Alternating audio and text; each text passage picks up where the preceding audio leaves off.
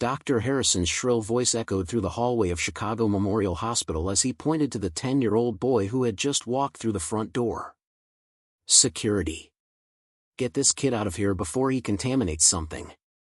Jerome Williams stopped in the middle of the marble lobby, his worn sneakers contrasting sharply with the shiny floor. He had walked 12 blocks in the freezing November rain, but it wasn't the cold that made his hand shake. It was the urgency of a promise he had made to his own conscience. "Please, sir," Jerome said, his voice calm, surprising everyone. "I just want to help the girl in the wheelchair. I know how to make her walk." Dr. Harrison, head of the pediatric neurology department, looked at the boy as if he were a stain on his immaculate lab coat. "Didn't you hear me? I called security. Street kids don't come in here and tell doctors how to do their jobs." At 45, Dr. Harrison had built his reputation treating only the children of Chicago's elite. His specialty was telling wealthy parents exactly what they wanted to hear, even when there was no hope left, especially when it came to the daughter of the powerful Dr. Michael Foster, chief surgeon and the hospital's largest donor. "The girl has been in physical therapy for 3 years and has never taken a step," Jerome continued, ignoring the approaching security guards. "But I can help. My grandmother taught me." Dr. Foster appeared in the hallway at that moment, pushing the wheelchair of his 7-year-old daughter, Emma. The girl, born with cerebral palsy, watched everything with wide, curious eyes. When she saw Jerome, something inexplicable happened. She smiled and stretched her little arms toward him.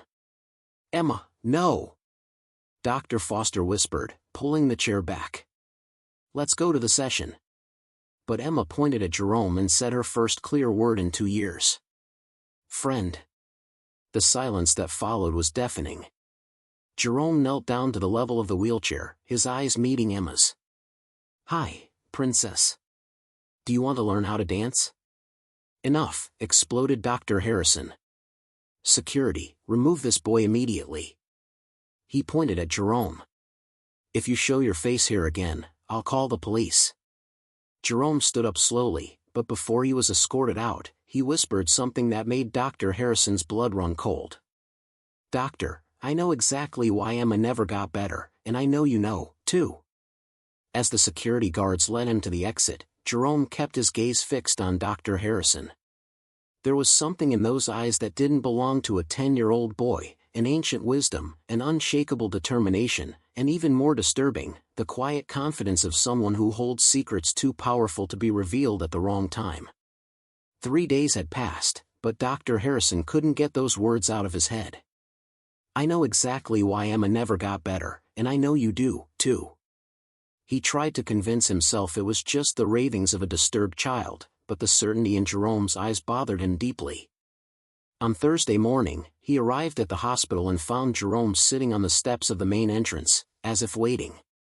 The boy made no attempt to enter, he just watched the coming and goings through the glass doors. "Haven't you called the police yet?" Harrison asked sharply of the security guard. "He's not causing any trouble, doctor. He just sits there." Technically, the sidewalk is public property.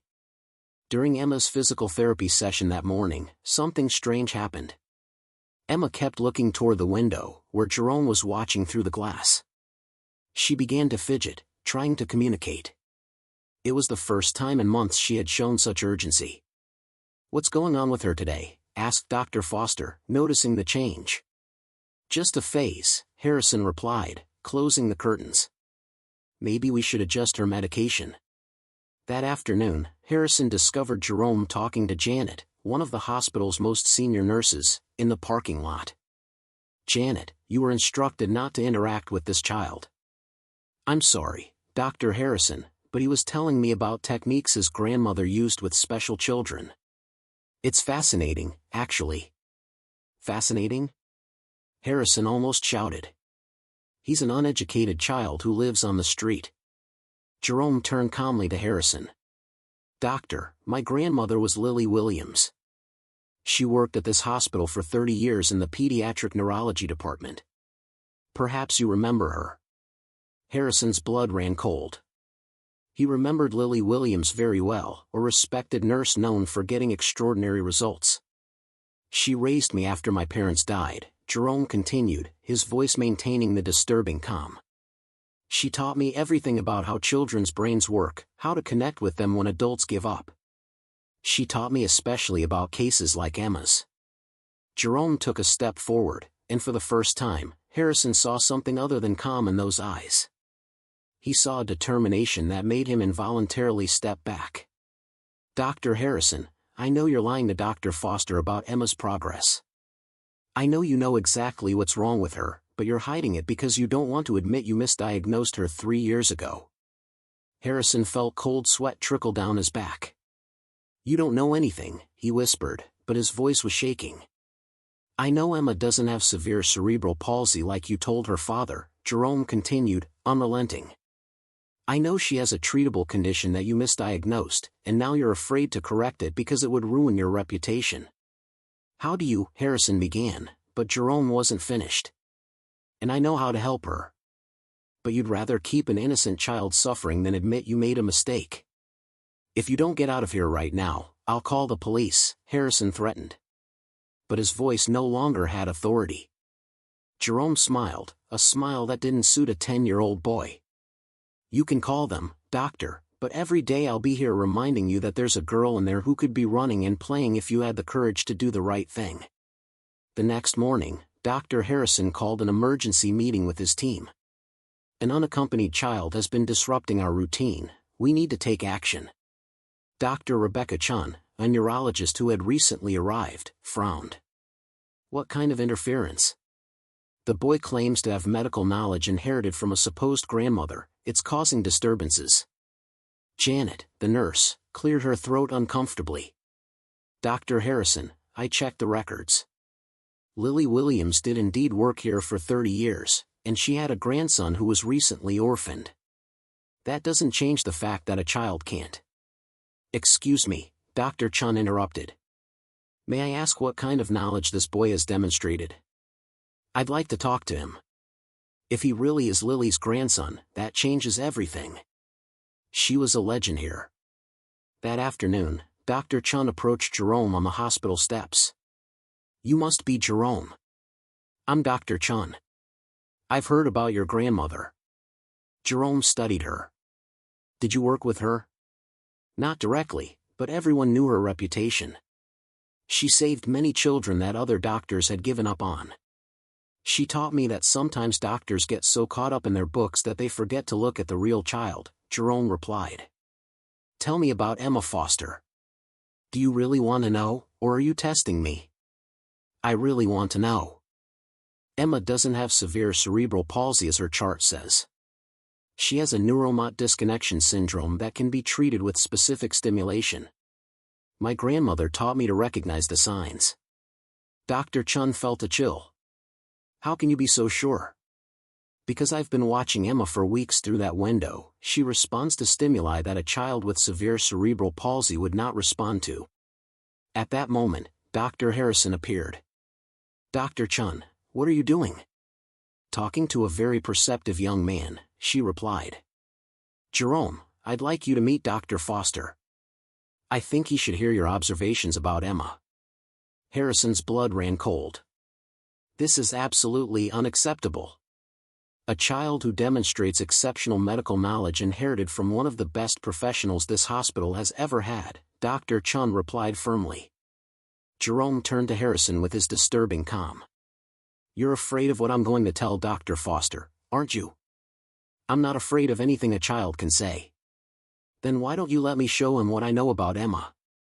If I'm wrong, you can kick me out of here for good. Harrison was cornered. Refusing would raise suspicion. All right, he said, trying to keep his voice steady. But when this charade is exposed, I want action taken. Jerome smiled. Perfect, Dr. Harrison. I think you're going to be very surprised by what we discover. As they walked toward the hospital, Dr. Chun whispered to Jerome, Are you sure you know what you're doing? My grandmother always said that the truth has a way of finding out. And that when someone tries to hide it for too long, it finds a way out. When they entered Emma's physical therapy room, Jerome discreetly took his tattered notebook out of his backpack. Dr. Harrison had no idea that those handwritten pages contained 3 weeks of meticulous observations that were about to destroy a 15-year career built on lies. "Dr. Foster," Jerome said, approaching the wheelchair. "Can I show you something about your daughter?" Dr. Foster, a serious man who had dedicated the last years of his life to trying to cure his daughter, nodded. Jerome knelt down and began a series of simple exercises, lightly touching different points on her legs and feet. To everyone's shock, Emma reacted immediately, moving her fingers and even trying to bend her knees. "That's impossible," muttered Dr. Harrison. "Emma has severe cerebral palsy. These reactions are just involuntary spasms." "Dr. Harrison," Jerome said, "Emma does not have severe cerebral palsy. She has neuromotor disconnection syndrome, a completely different and treatable condition." Jerome opened his notebook and began to read. November 1st, Emma responded to tactile stimuli on her lower extremities. Day 5, demonstrated conscious control of facial muscles when encouraged. Day 10, attempted to vocalize specific words when properly stimulated. Dr. Foster turned pale. "You've been observing my daughter without my permission?" "From the public sidewalk, sir, and what I saw were clear signs that her diagnosis has been wrong for 3 years. "That's absurd," Harrison said. "A 10-year-old child questioning a certified medical diagnosis." Jerome stood up and looked directly at Harrison. "Dr. Harrison, do you want me to tell Dr. Foster about the MRI scans that were misinterpreted in 2020? Or how you hid the results of neurological tests that contradicted your initial diagnosis?" The silence in the room was deafening. "What is he talking about?" Dr. Foster turned to Harrison.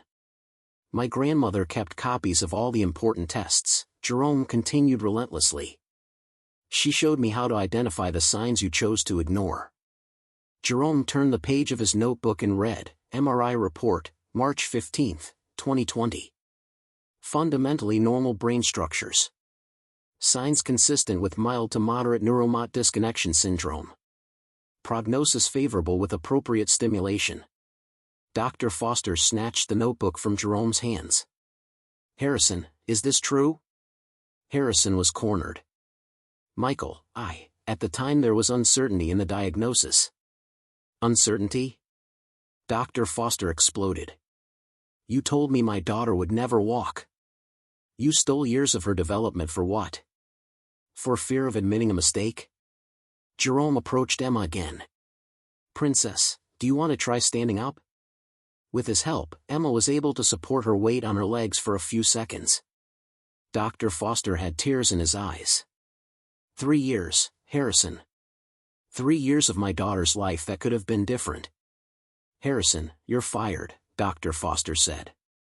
"And you can be sure that the medical board will hear exactly what happened here." Harrison staggered out of the room, his career destroyed not by a rival doctor or a formal investigation, but by a 10-year-old boy. 6 months after that day, Chicago Memorial Hospital was a completely different place. Jerome Williams, now officially adopted by the Foster family, had become the youngest consultant in the institution's history, working side by side with Dr. Chun in the newly created Department of Innovative Pediatric Neurorehabilitation. Emma ran through the hospital corridors, her steady footsteps echoing where once there had been only the silence of wheelchair wheels. At 8 years old, she not only walked, she danced, jumped, and played like any other child. She had become an ambassador for a program that had already helped dozens of children with similar misdiagnoses. "Jerome! Jerome!" Emma shouted, running toward her adoptive brother who was examining medical records in the new room named Lily Williams Center for Neurorehabilitation. Dr. Chun said, "We're helping 3 more children today." Jerome smiled, watching the girl who had been the catalyst for a medical revolution. "Princess, are you ready to show them that miracles do happen when there is true love?" Dr. Foster watched the scene from the hallway, still moved by the sight of his daughter running. His guilt had been replaced by deep gratitude. He had used his influence to ensure that Jerome's program received full funding and national recognition. As for Dr. Harrison, his fall had been as spectacular as his arrogance. Fired for medical negligence, he lost his license after an investigation revealed other suspicious cases. Today, he worked as a medical equipment salesman, a bitter irony for someone who once considered himself untouchable. Dr. Chun approached Jerome with a folder. "Jerome, did you know that your grandmother left behind a journal with techniques she developed over 30 years? Techniques that were never officially documented because she knew the traditional medical community wouldn't be ready to accept unconventional methods. She always said that true knowledge was something that was passed from heart to heart, not from book to book," Jerome said. "This journal," Dr. Chun continued, "contains observations on over 200 cases of children she secretly helped over the years. Jerome, your grandmother didn't just save Emma. She left a legacy that will save thousands of children." Dr. Foster joined the conversation. At that moment, Emma ran up to Jerome and hugged him. "Thank you for teaching me how to walk, brother." Jerome hugged her back, whispering, "Thank you for teaching me that sometimes the greatest miracles come disguised as children the world gave up on too soon." A new era of healing dawns at Chicago Memorial Hospital. The Lily Williams Center, named in honor of a legendary nurse, now stands as a beacon of hope for children with neuromotor conditions. At its heart is 13-year-old Ethan, now a medical prodigy and the adopted son of Dr. Foster. Side by side with his adoptive sister, Chloe, who now runs and plays like any other child, Ethan uses his grandmother's unconventional, heart-centered techniques to save kids that the medical world had deemed lost causes. Ethan's journey, from a street kid scorned by Dr. Monroe, a renowned but arrogant neurologist, to a celebrated healer, is a testament to the power of a single truth: true knowledge isn't found in diplomas, but in a heart that refuses to give up. While Dr. Monroe's career crumbles under the weight of his own arrogance, Ethan's legacy flourishes, proving that the greatest revenge is not anger or resentment, but the quiet success that transforms lives.